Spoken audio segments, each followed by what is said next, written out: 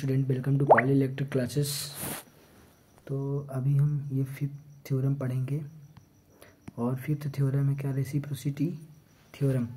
तो ये reciprocity theorem क्या होती है और कहाँ कहाँ अप्लीकेबल होती है ये देखना। हालांकि ये बहुत ज़्यादा इम्पोर्टेंट नहीं है बट पढ़ना तो है ना।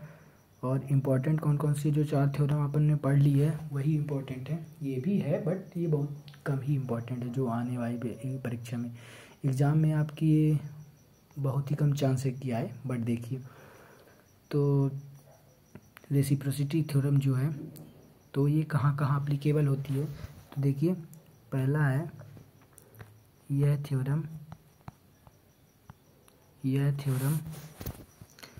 लीनियर और बाइलेटरल नेटवर्क में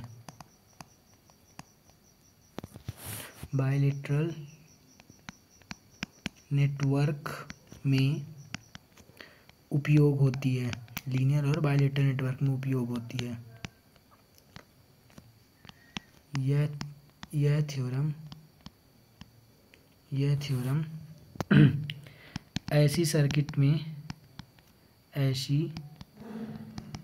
सर्किट में उपयोग होती है जहाँ केवल इंडिपेंडेंट सोर्स लगे हों।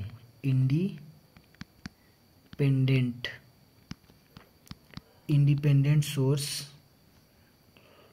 लगे हों, मतलब कि ये थ्योरम केवल इंडिपेंडेंट सोर्स के साथ ही वैलिड है, डिपेंडेंट सोर्स के साथ ये वैलिड नहीं है। मतलब यह डिपेंडेंट सोर्स के साथ वैलिड नहीं है ना। डिपेंडेंट सोर्स के साथ वैलिड नहीं है।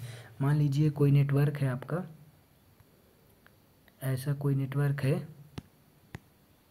देखिए मान लीजिए ऐसा कोई ये नेटवर्क है, इस पे ये दो टर्मिनल हैं और ये भी दो टर्मिनल है। तो अगर इस टर्मिनल पे कोई वोल्टेज अप्लाई है और इधर से कोई करंट जा रहा है ना, और ये वोल्टेज है V1, ये मान लीजिए करंट है क्या, I1, ये कोई नेटवर्क है।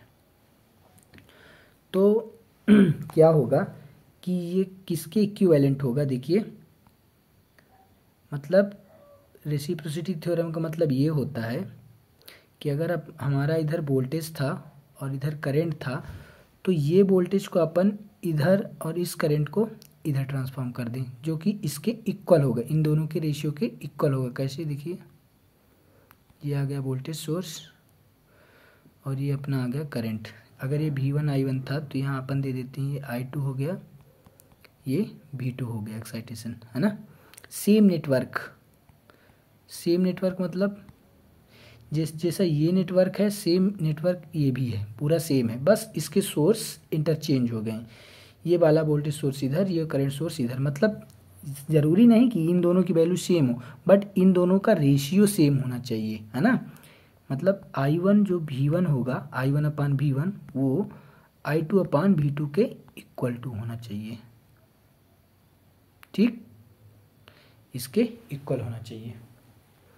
इसी को बोलते हैं रेसिप्रोकल नेटवर्क। तो इसमें कंडीशन क्या है, कंडीशन ये है कि नेटवर्क स्ट्रक्चर सेम होना चाहिए। नेटवर्क स्ट्रक्चर सेम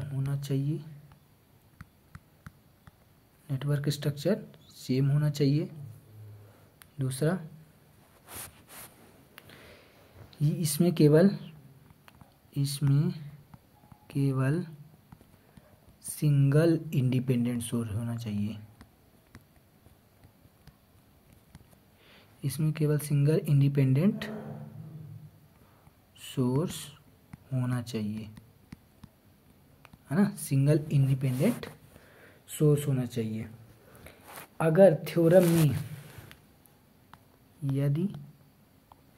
यदि नेटवर्क में एक से अधिक इंडिपेंडेंट सोर्स मौजूद हो तो इंडिपेंडेंट सोर्स उपस्थित हैं तो क्या करेंगे? अगर एक से अधिक इंडिपेंडेंट सोर्स उपस्थित है तो क्या नहीं लगाएंगे रेसिप्रोकल थ्योरम? लगाएंगे, रेसिप्रोसिटी लगाएंगे, लेकिन कैसे? सुपरपोजिशन थ्योरम के साथ। तो रेसिप्रोसिटी थ्योरम सुपरपोजिशन थ्योरम के साथ, सुपरपोजिशन थ्योरम के साथ उपयोग करते हैं, है ना। बस इतना है रेसिप्रोसिटी थ्योरम, और एग्जाम में आए तो इतना ही लिखना है, इससे ज़्यादा नहीं लिखना है। Okay, thank you.